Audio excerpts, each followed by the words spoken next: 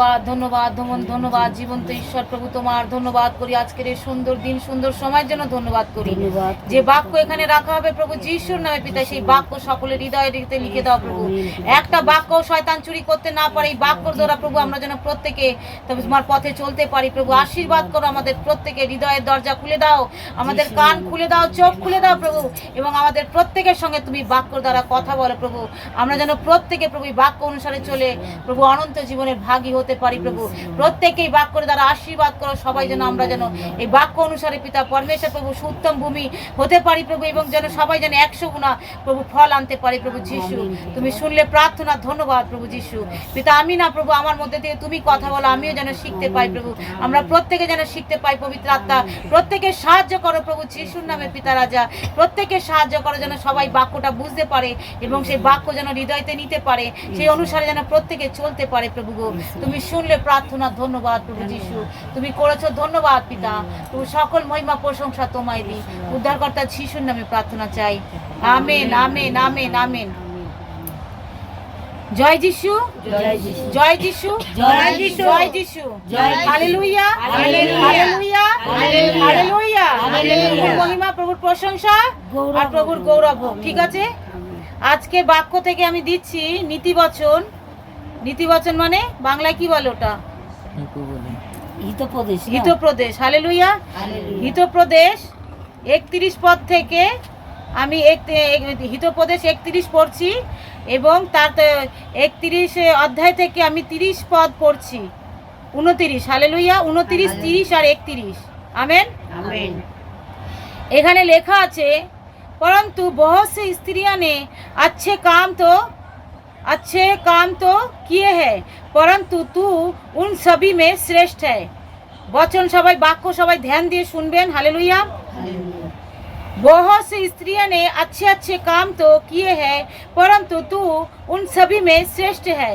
शोभा तो झूठी, सुंदरता व्यर्थ है, परंतु जो स्त्री यहोवा का भय मानती है उसी की प्रशंसा किया जाएगी, और उसकी हाथों के परिश्रम का फल उसे और उसकी कार्यों से सभा में उसका प्रशंसा होगी। हालेलुया। परमेश्वर पिता राजा আমাদের এই বাক্যর দ্বারা আমাদেরকে বলছে, যে স্ত্রী তো এই জগতে অনেক আছে, কিন্তু যে স্ত্রী ভালো ভালো কাজ করে বলছে উনি শ্রেষ্ঠ। এবার ভালো কাজ তো অনেক আছে, দান দেওয়া, দক্ষিণা দেওয়া, কম্বল বাটনা, এটা করা ওটা করা, ভিখারিকে দেওয়া, এটা দেওয়া, ভালো ভালো কাজ অনেক আছে। কিন্তু কে কি বলছে যে তুই যদি ভালো ভালো কাজ করিস, अच्छे काम किए हैं, परंतु तू उन सभी में श्रेष्ठ है। तो श्रेष्ठ কেন বলেছে? সবার উপরে दान तो इस जगत में तो सभी लोग दे रहे हैं, अच्छे काम तो बहुत सारे लोग कर रहे हैं, हालेलुया। तो क्यों परमेश्वर बोल रहे उन सभी में तू श्रेष्ठ है? क्यों बोल रहे हैं? अभी देखो কেন परमेश्वर बोलছে যে उन सभी में तुम ही श्रेष्ठ हो। কেন बोलছে शोभा तो झूठी और सुंदरता व्यर्थ, परंतु जो स्त्री यहोवा की भय मानती है उसी की प्रशंसा होगी। आमेन। মানে এখানে বাক্যতে সব কিছু বুঝিয়ে দিচ্ছে, हालेलुया। बोलছে अच्छे काम करने के द्वारा तुम्हारा प्रशंसा नहीं होगा, अच्छे काम के द्वारा कौन सा? जो तुम यहोवा का जो भय मानता है, जो परमेश्वरेर ভয় মানে ওরই প্রশংসা হবে। আমেন। পরমেশ্বরের ভয় কি? যে আমি মন্দ পথে চলবো না, জগতে যাব না, পাপের কাজ করব না। ও প্রভু গো, আমি তোমাকে পেয়েছি, তোমারই পথে চলবো গো প্রভু।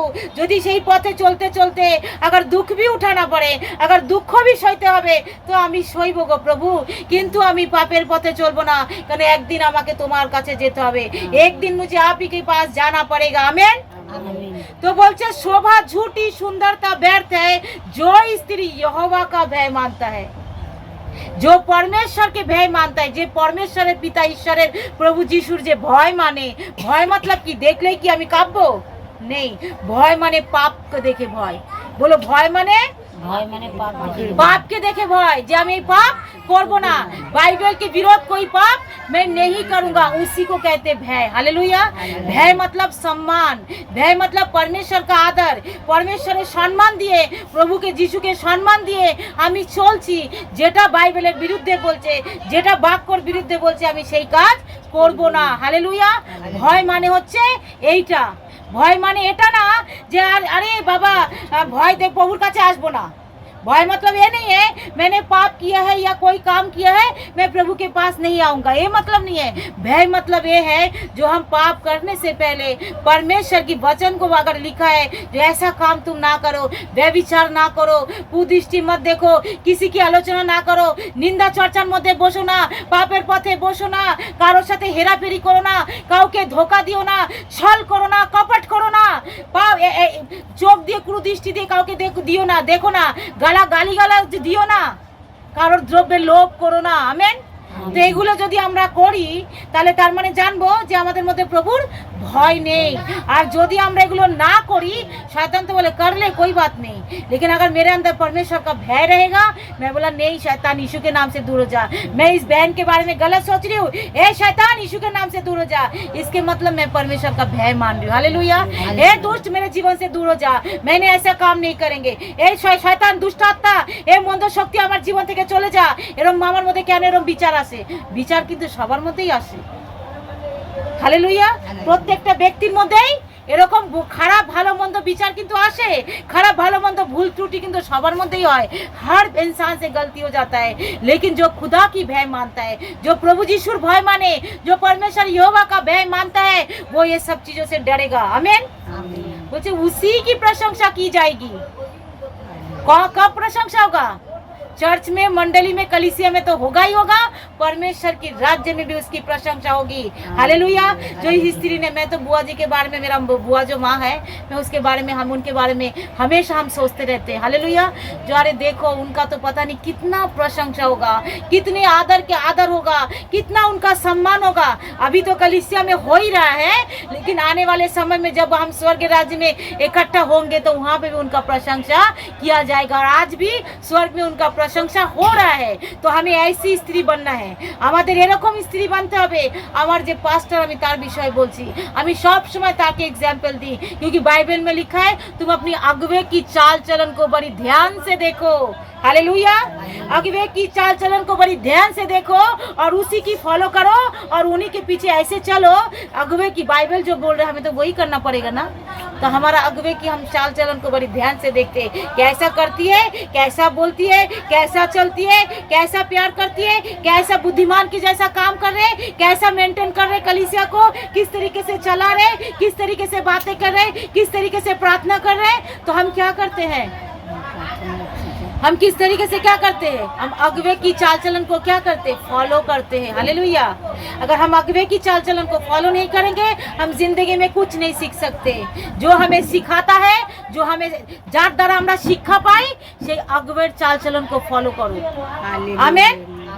সেই আগবের চালচলনকে তোমরা কি করো, সেই যে তোমাদের মণ্ডলীকে পরমেশ্বর যে আদ্রাক্ষ বানিয়েছে, সেই আদ্রাক্ষের সেই টিচারের চালচলনকে তোমরা ফলো করো, তাহলে তোমরা সবকিছু শিখতে পারবে। হালেলুয়া।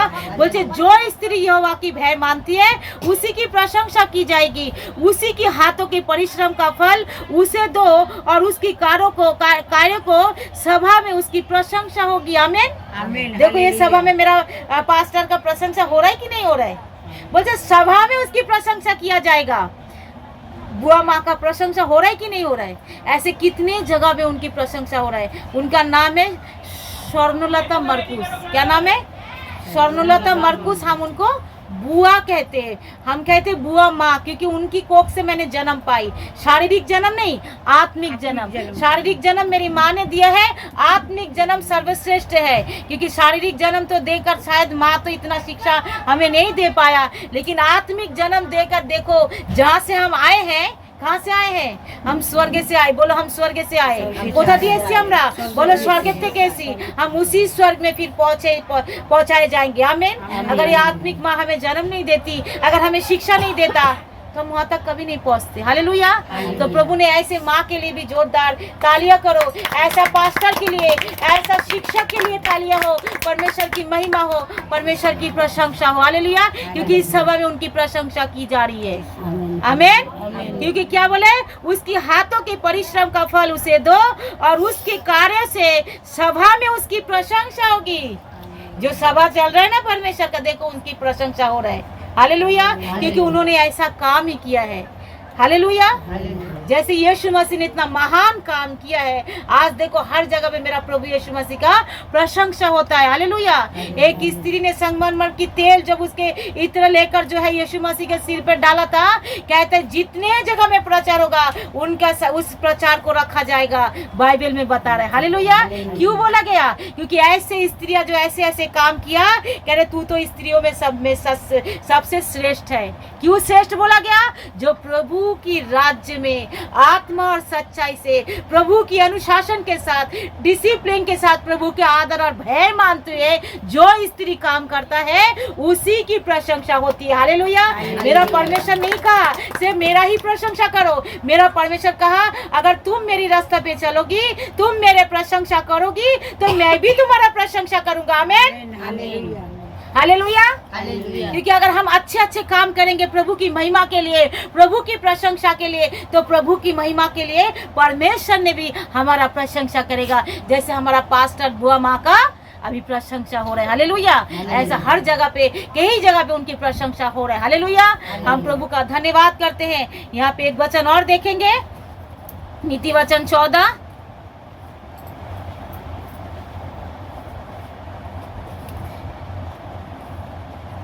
नीति वचन 14 फिर खोलेंगे।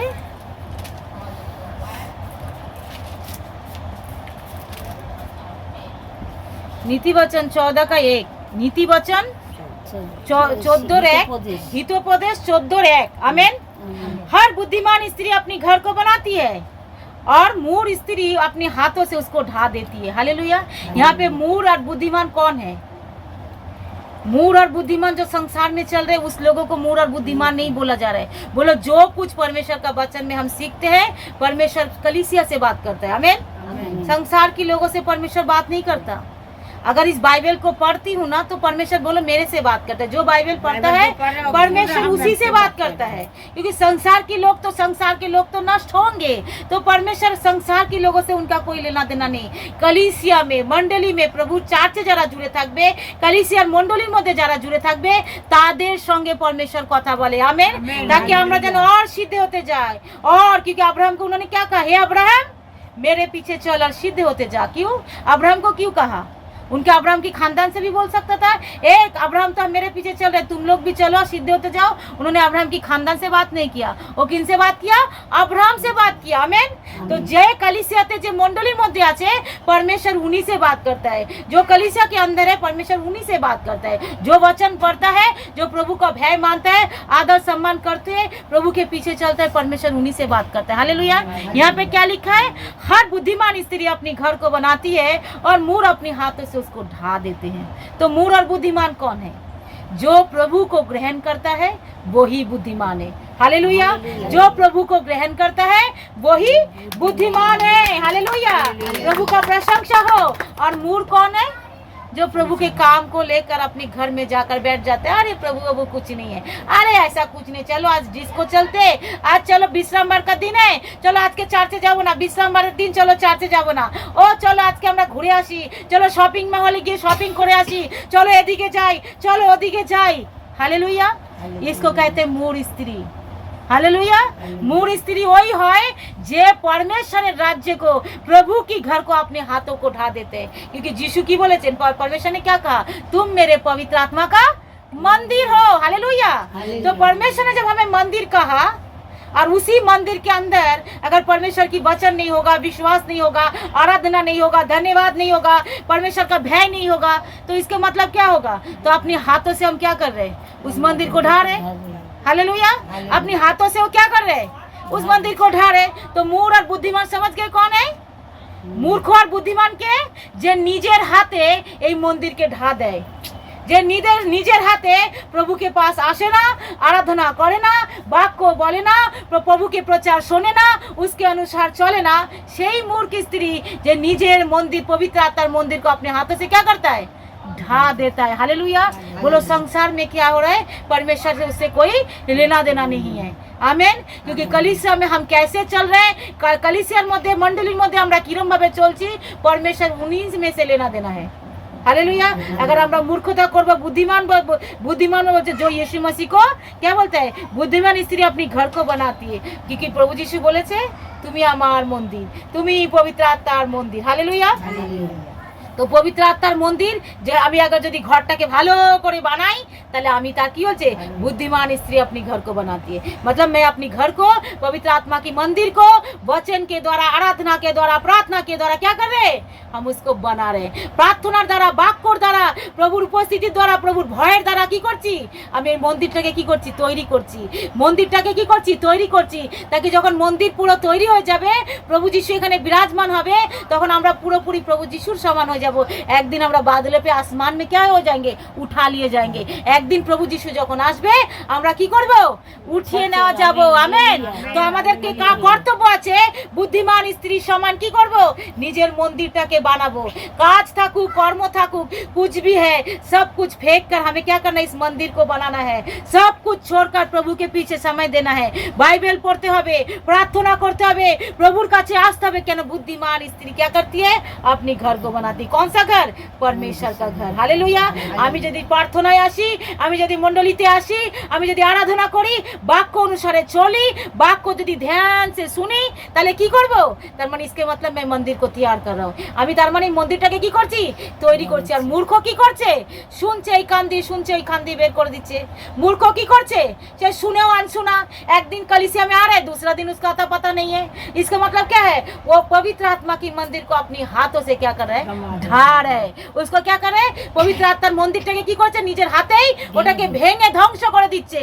তাহলে আমাদের बोलो, मेरे अंदर सब कुछ है, मेरे अंदर, मेरे हाथों में ही है, मैं बनाना और ढाना। हालेलुया। अगर मैं चाहूँ इस मंदिर को प्रभु की उपस्थिति में रखकर, उसको प्रभु बनाएगा तो प्रभु, अगर उसकी उपस्थिति में अगर हम रहेंगे तो प्रभु बनाएगा। अगर उपस्थिति से हम हट जाएंगे तो हम मूर्ख बन जाएंगे, और मूर्ख बनने से क्या हो जाएगा, मंदिर ढा जाएगा। तो बोलो, हमें मूर्ख नहीं बनना है, हमें बुद्धिमान बनना है।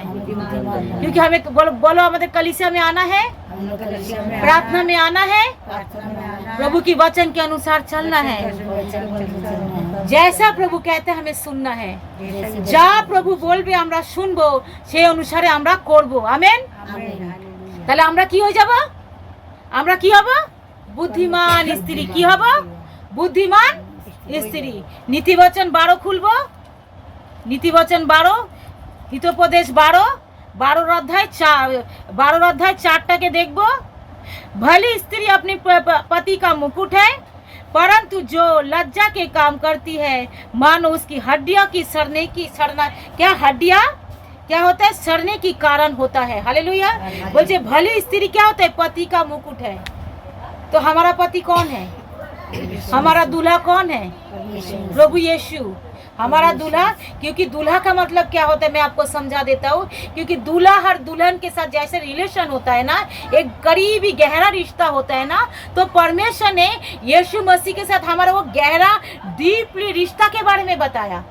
इसका मतलब ये नहीं है दूल्हा दुल्हन में जैसे पति पत्नी होता है, हमारा पति बस वैसे ही है, जैसे शारीरिक संबंध होती है, बस यीशु मसीह हमारा ऐसा नहीं है। बोलो, यीशु मसीह हमारा कौन सा पति है, आत्मिक पति है, आत्मा की पति है। जो हमारी आत्मा को, जैसे एक पति क्या करते हैं, पत्नी को संभालते हैं, उसको शादी करके जैसे घर पे ले आता है, उसको खर्चा पानी चलाता है, उसको खिलाता है पिलाता है, उसका कपड़े लत्ते सब उसको देता है, उसको ख्याल रखता है। हालेलुया।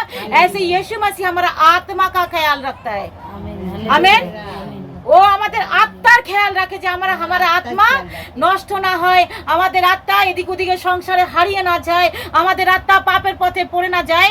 ওই জন্য পিতা ईश्वर की बोलेছেন, जैसे एक शारीरिक पति पत्नी का जैसे रिलेशन होता है, तो उन्होंने हमारी आत्मा के साथ वही रिलेशन किसके साथ, यीशु मसीह के साथ और कलीसिया का बनाया। किसके साथ, यीशु मसीह के साथ और कलीसिया के साथ। क्योंकि यीशु मसीह हमारा दूल्हा है और कलीसिया, बोलो हम उनकी দুলহন है हालेलुया बोलो यीशु मसीह আমাদের দুলা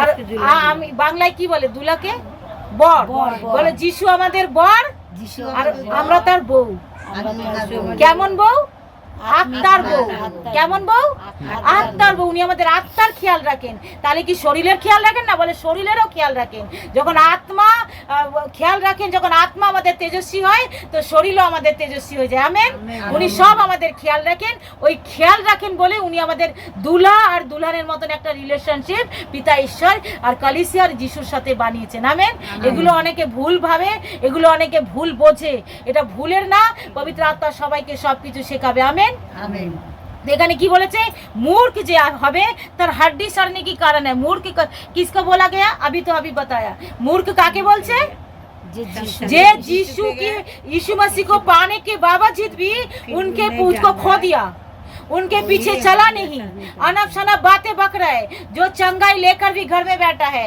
जो प्रार्थना लेने के बावजूद भी सब कुछ जानने के बावजूद भी जो मार्ग सत्य जीवन यीशु मसीह है अनंत जीवन देने के लिए यीशु मसीह आया है और पाप क्षमा करने के लिए जगत में यीशु मसीह आया है सब कुछ जानने के बावजूद भी वो संसार में भटक रहा है तो कहते हैं ऐसे स्त्री जो मेरी हड्डी की सड़ने की कारण है तो हमरा की प्रभु यीशुर हड्डी सड़ने का कारण हवो बोलो कभी नहीं होना हालेलुया बोलो प्रभु यीशु पापा हम कभी आपकी हड्डी का सड़ने के कारण कभी ना बने क्योंकि हम चाहते हैं हमें ऐसा बुद्धिमान स्त्री আমাদেরকে বানাও যেন আমরা আমাদের প্রশংসা হয় আমাদের স্বর্গের লোকে যেন আমাদের প্রশংসা হয় এমন বুদ্ধিমান স্ত্রী তুমি আমাদেরকে বানাও প্রভু যিশু আমি তোমার ধন্যবাদ দেব তোমার প্রশংসা করব কেন বুদ্ধিমান স্ত্রী কি করবে নিজের ঘরকে তৈরি করবে আর তার প্রশংসা করা হবে বাইবেল বলছে যে বুদ্ধিমান স্ত্রী হবে তার প্রশংসা চারিদিকে এবং সভাতে কালিসিয়াতে মণ্ডলীতে তার প্রশংসা হবে আমেন